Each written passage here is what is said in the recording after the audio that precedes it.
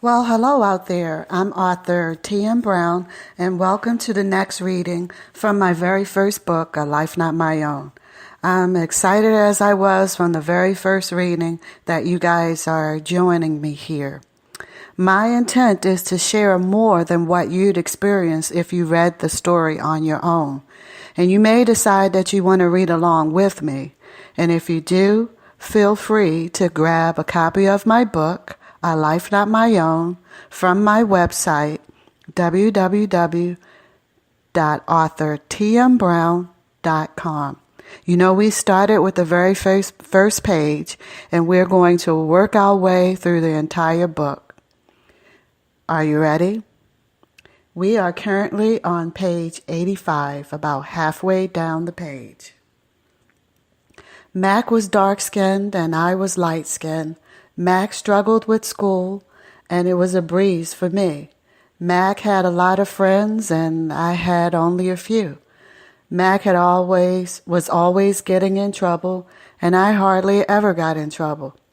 Mac dropped out of school during junior high school, and I graduated from college. When we lived with Betty, Mac was more like my son than he was my brother. His well-being was placed directly on my shoulders. We did not take care of one another. I took care of both of us. This was just the way things were, and we accepted it. All we had was one another, and we clung to that. We never bickered. We never fought. We loved each other. The life that we lived with Betty made us totally dependent upon one another. Mac was the person who really knew me. He knew the secret. He knew the hunger. He knew the loneliness. It seemed to me that Mac needed more love than I did as we grew older. He did not seem to know how to rechannel his emotions. He found himself in need of my rescue from the bullies in the neighborhood, the teachers at school, and the fear of our unknown future. Betty had taught us to depend on me in times of need. The dependency continued after Ma and Frank rescued us. I think that Mac knew that we were different from the other kids who lived with their parents and not their grandparents, who had all the latest clothes while we had clean hand-me-downs, who were allowed to stay at home by themselves while we were forced to go everywhere with Ma and Frank. Like most kids, we had little appreciation for the life that Ma and Frank had created for us. You know, family ties were stronger in those days. At least it seemed that way to me. People made sacrifices for the good of their families with little thought given to selfish desires. The gift of life that Ma and Frank gave us is one that can never really be repaid. I believe that Mac struggled with our situation. His personality didn't afford him the privilege of accepting the past. He clung to the possibility that Betty would get better and return to us.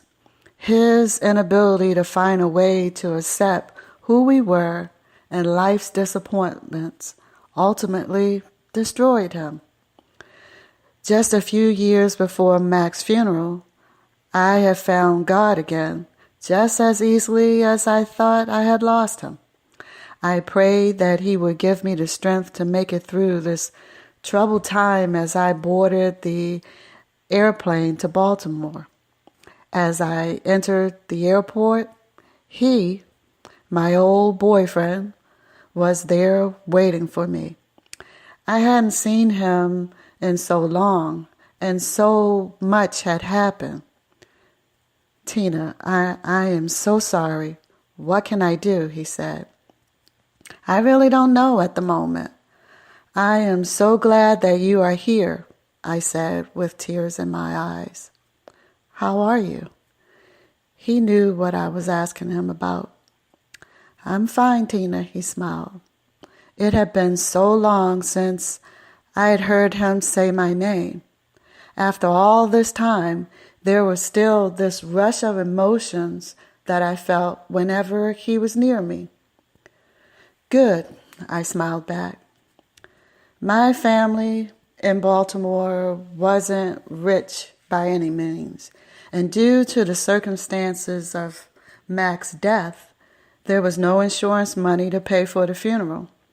I coordinated the funeral arrangements, and I had no idea where to get the money from or how to even find Mac's body. He had been staying with a girlfriend. She found his lifeless body kneeling beside the bed. I think that he knew he was about to die and was praying when he passed away.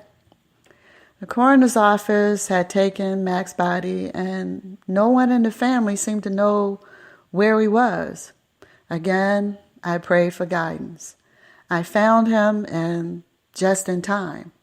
I was told that if his body had not been claimed within the next 24 hours, the state would have donated his body to research. Readers, let me tell you that all of these things that I'm going through, trying to find my brother and everything, I had no clue what I was doing. I had no idea of the process that our loved ones go through when they pass away and the time frames for which we need to respond to the passing away and make arrangements. It was a lot to deal with. There were too many things that still needed to be done. I didn't have time to even contemplate what that really meant.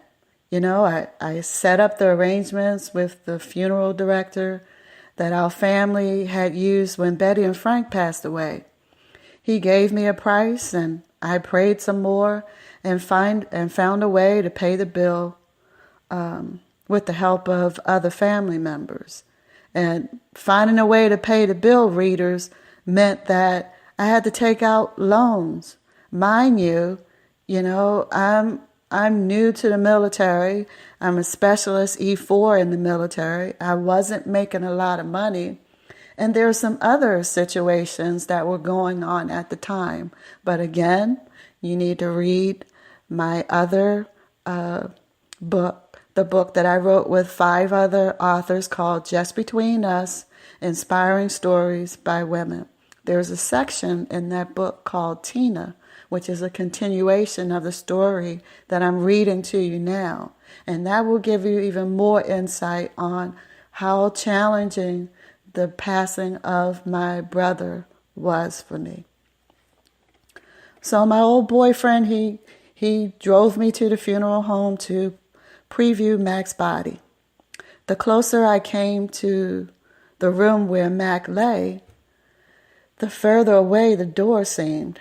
It felt like vertigo to me, readers. I had never experienced it before. Mac didn't look like himself at all. He was much darker. Blood was still caked around his nose. The lipstick didn't match, and his neck was abnormally large. The undertaker came in the room with us after a few minutes and asked if everything was all right. I politely pointed out all the flaws that I found, and he fixed them on the spot. It was just all so strange. I never felt any emotion while I was there. My primary concern, was in making sure that everything was done right in preparation for Mac's body to be viewed during the funeral. The funeral was extremely hard on the family. Mac was only 26 years old when he died, very close to the age of my mom. He left no children behind and had never been married. His life just seemed such a waste to me at the time. His death brought back all the old memories from our childhood. As adults, Mac and I had never really spoken about our childhood. I wondered if he had somehow blocked it all out, or his memories may have been totally different from mine. It seemed to me that Betty had always favored him. I don't remember her ever beating him or yelling at him. "Go ahead, hit her, and Tina, you bet not hit him back." "Harder, Mac," Betty said, laughing as she sat on the front stoop one hot summer evening with our neighbors. "Harder." The neighborhood kids were laughing now. I tried not to show it, but the blows that Mac inflicted on me were really starting to hurt. I held my head down and cried. The kids were pointing at me and laughing. "Cry, baby, cry, baby." "Go upstairs, you cry, baby," Betty said, laughing. I ran upstairs. Mac came up a few minutes later. "I'm sorry, Tina. Betty made me do it. I'm sorry." "I know," I said. As I recalled these memories while sitting at Mac's funeral, I felt lucky and guilty to be alive. Two people laughing and walking down the street, arms interlocked. Suddenly the sky turns black. Lightning strikes one dead on the spot. The impact pulls them apart forever. That's what Mac's death felt like to me. God's will isn't always understandable. Death taught me that too. My encounters with death have led me to seek him out, to prepare myself mentally for his future visits. Believe it or not, this preparation is not as difficult as you might think. It does require a certain amount of faith and self-evaluation before one becomes comfortable in the preparation. For example, on mornings when my family and I rush around trying to prepare for life's routine activities such as school, work, daycare, I have taken on the responsibility to ensure that we never leave one another without saying "I love you," without giving each other a hug and a kiss. It doesn't matter if we are upset with one another. We do it anyway. We talk to one another about our day, our plans, who we will converse with, or problems that need addressing. This is my method of preparing for Death's next visit. He will not catch me off guard. He will never have the opportunity to gloat about what I regret doing with someone that I love ever again. I will live my life understanding that tomorrow is promised to no one. If I leave here tomorrow, I hope and pray that my children will have had as much as I can give them of myself during the time that we had together. I consciously teach them about life, its good and bad, how important it is to study hard and apply that knowledge in our daily lives, how important it is to be comfortable with yourself, know yourself, and be proud of whom you are and what you can become. This is my way to prepare for Death's next visit. All other preparation is left to my faith in God. Death has taught me that I have no control over when he will visit, but I can control how I deal with it. Will I open the door for him and say, "Come on in"? Absolutely not, but I do respect the wisdom of God. I do not have to know all that is planned for me and for those around me. I accept the fact that my life is not my own. I live a life that has been cultivated in me by many before me. I believe that no one has crossed my path without a reason. Some of the reasons seem evident to me immediately. Others, I'm still trying to figure it out. That is the beauty and splendor of God's plan. Faith comes in the ability to accept his plan without understanding it, secure in the fact that we are his children and he loves us with all our faults and humanness. I will not run from death. Never again will I allow myself to fall out of the light of God's love through misunderstanding his plan. He holds my hand just as closely as I hold the hands of my children. He gives me the strength to prepare for my future with excitement, armed with the faith that he allows me to accept those things for which I cannot control. No longer am I the child, the housekeeper, the surrogate mother, or the scared little girl of the past. I am a black woman armed with the tools to live my life. And so we'll end today's reading there. And I hope that you will join me for the next reading. Have yourselves a good day.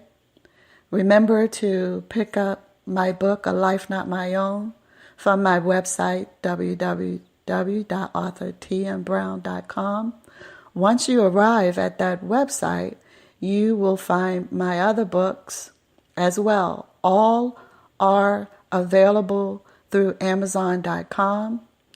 I hope that you enjoy my readings. I hope that you are encouraged by my readings. I hope that somewhere along the line you find yourself and you embrace the concept that our lives don't belong to us. We are here for a purpose. And I truly believe that my purpose is to inspire and to enlighten.